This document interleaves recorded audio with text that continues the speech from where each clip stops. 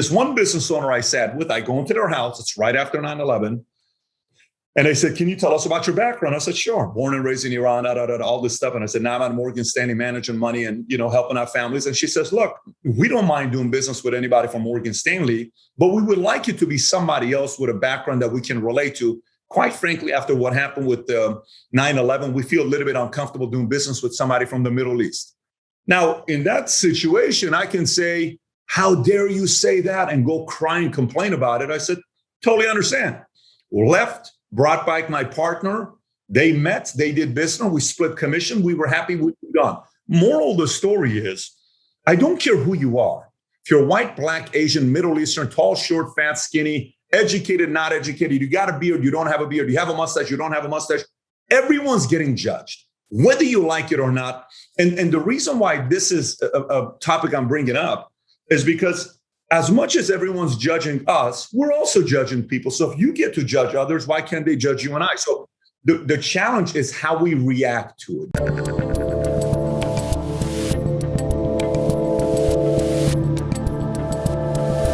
I'm Dave Rubin, and joining me today is the founder and CEO of Valuetainment, host of the PBD podcast, and author of Your Next 5 Moves, Master the Art of Business Strategy, Patrick Bet-David. Finally, welcome to the Rubin Report. It's great to be on. Good to see you, my friend. We are both relatively new Floridians, so I feel we should start there. Do you have anything you want to tell the people about life in Florida? I got to tell you, I lived in LA 20-some years, minus the time in the military. I lived 5 years in Dallas, Texas, which was fantastic. I kept one of my companies there. But then Florida, if California and Texas could make a baby, it would be Florida because you get the lifestyle and you get the taxes. They kind of leave you alone. So we're in love living in Florida. So you moved the company for, 5 years in Dallas? And then what caused you to leave Texas? Because Texas is pretty good. You ain't paying the taxes there. It's a nice lifestyle over there. Was it purely weather and tropical leave related? Yeah, that's a good question. So for me, we were at a point where we outgrew the headquarters, and Valuetainment and the insurance company were in the same headquarters, same office.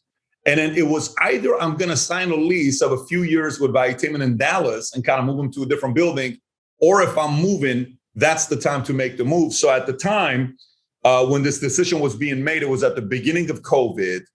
And my wife and I, we were looking at New York because if we're running a media company, you got to be in a place where you can recruit executives from the media company. You can recruit talent to want to live there. So we said Greenwich, New York, great. It's right there. It's the Mecca. You can compete.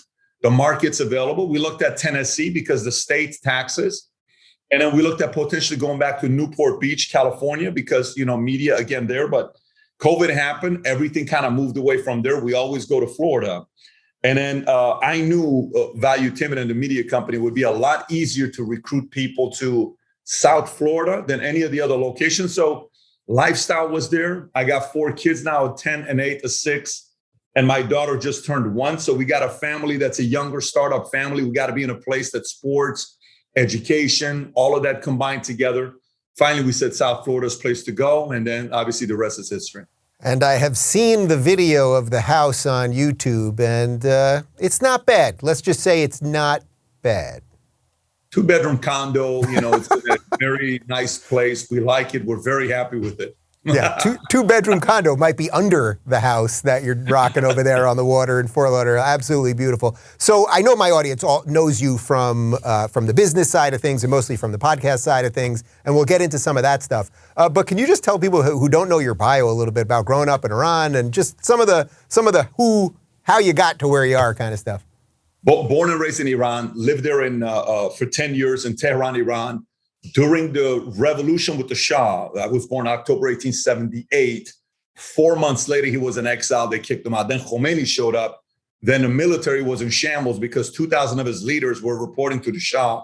Khomeini got rid of him. Saddam saw that as an opportunity. He attacked. 500,000 people got killed. 6 weeks after Khomeini dies, this is around July 15th of 89, we escape. I go to Germany with my mom and my sister. We lived at a refugee camp for a year and a half. And then from Germany, we came to the States. I went to Glendale, California. Right after high school, I joined the Army, went to the 101st Airborne Division Air Assault, and then got out of the Army. I wanted to be a bodybuilder. I was going to be the next Mr. Olympia, Arnold Schwarzenegger. I was going to win Mr. Olympia, go and be an actor, marry a Kennedy, and then one day run for governor. But then I met a girl named Janvier who worked at Morgan Stanley Dean Witter. She told me about Morgan Stanley Dean Witter. I was 21. And she said, this is how I make a living. It's a great industry. I started working at Morgan Stanley Dean Witter a day before 9/11. And then I stayed in the industry. 7.5 years later, I was in Transamerica. I was a year at Morgan, 7.5 years Transamerica. And then October of 2009, started my own insurance company, PHP. We grew that from 66 agents to 20,000 plus agents, 150 offices nationwide. And then accidentally started a YouTube channel that turned into a media company, Valuetainment. And then obviously the rest is history. So I love how you say that all with just such ease. I mean, I know you've told that story. There's a million stories within that story. I know you've said it a million times before, but the reason I wanted you to say it was because you are, as much as anyone I think I've ever had on the show, the living, breathing example of what the American dream is. Now, how could that possibly be? You are a brown-skinned immigrant. I thought that this is the most racist place. I thought we hate people from the Middle East, et cetera, et cetera. How do you do it? You know, the power of levity. Let me give you an idea of what I mean by the power of levity and the power of not taking everything personally and crying about it. So I'm in the Army. And one time, one of these soldiers, private, I'm in boot camp with these guys, and they say, so where are you from? I said, I'm from Iran. He says, what do you mean you're from Iran? I said, I'm from Iran. So how are you in the military? Are you a U.S. citizen? I said, no, I got a green card. How do you get into the military as a, Iranian citizen and you're now in our army?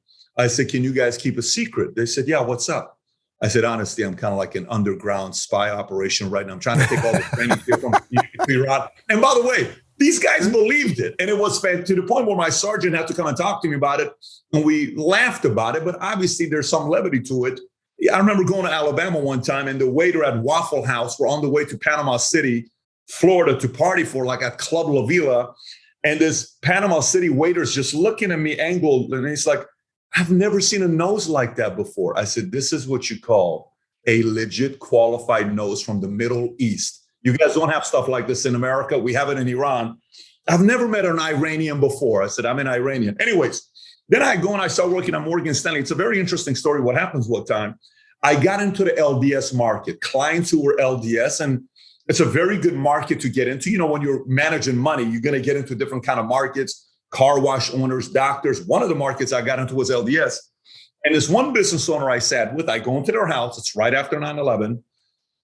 And they said, can you tell us about your background? I said, sure. Born and raised in Iran, all this stuff. And I said, now I'm at Morgan Stanley managing money and, helping our families. And she says, look, we don't mind doing business with anybody from Morgan Stanley, but we would like you to be somebody else with a background that we can relate to. Quite frankly, after what happened with 9/11, we feel a little bit uncomfortable doing business with somebody from the Middle East.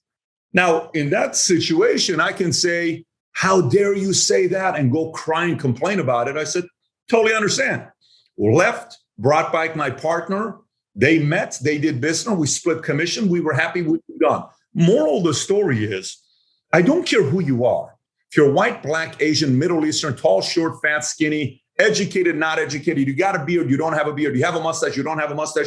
Everyone's getting judged, whether you like it or not. And the reason why this is a topic I'm bringing up is because as much as everyone's judging us, we're also judging people. So if you get to judge others, why can't they judge you and I? So the challenge is how we react to it. You can go and think like you're a victim. I cannot believe what he said. Or you can go prove them wrong. Maybe that person was right. Maybe they didn't make the right decision. And then maybe 20 years later, they're sitting there, husband and wife, and saying, babe, that was the guy that we said no to. And look at him now. Look how successful he is. But either way, someone's going to be right. So when you're saying the whole American dream success story, look, I'll tell you something about right now. The time we're in right now, there is two camps. There's the camps that are like, well, listen, don't worry. It's just not a big deal. It's going to be a small market correction, like the Dave Ramsey camp. Real estate's not going to really take, because look at the inventory. It's not really that high. Maybe Dave Ramsey's right. Maybe he's not, but it's going to be all right. Don't worry about it. And then there's the camp that's going to be like, listen, I think it's a shit show. I think I better pay attention to what's going on. What do you mean? Inventory is going up. Interest rates are going up. Inflation is going up. Gas prices are going up. 4th of July cost me 11% more this year than it did last year. making $1 million 2 years ago, and you make it today, it's like making $600,000 today, just 2 years later. $100,000 2 years ago, $60,000. But at the same time, that can either produce a lot of fear for you and you don't move and you don't do anything, or you can look at this marketplace where fear is high. You just have to know the American dream of the next great stories are born during times of crisis. The American dream is alive. Anybody and everybody can go out there and have their dreams become a reality, whatever that may be. But it will take a lot of effort and you not taking things personally. If you're looking for more honest and thoughtful conversations about politics instead of nonstop yelling, check out our politics playlist. And if you want to watch full interviews on a variety of topics, watch our full episode playlist all right over here. And to get notified of all future videos, be sure to subscribe and click the notification bell.